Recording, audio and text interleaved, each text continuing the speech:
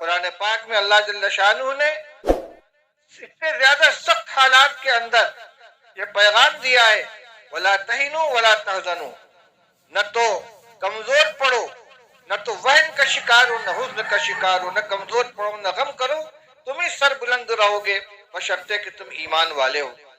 ایمان اپنے تقاضوں کے ساتھ ہماری زندگی میں آ جائے تو انشاءاللہ یہ یاد رکھیے کہ مسلمان دنیا میں کبھی بھی اکثریت کے اندر نہیں رہے ہیں، اور ہمارا معاملہ نہ عدد پر موقوف ہے نہ عدد کے اوپر موقوف ہے، اللہ کی نصرت کے اوپر سارا معاملہ ہے، اور اس کے لیے ہمیں اپنی زندگی کے اندر تبدیلی لانی چاہیے۔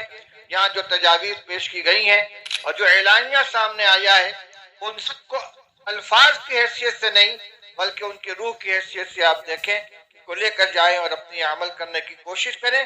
اللہ تعالیٰ اس اجتماع کو بے حد کامیابی عطا فرمائے اور ملت اسلامیہ ہند کے مستقبل کے لیے اس کو سنگ میل بنائے۔ وآخر دعوانا الحمدللہ رب العالمین۔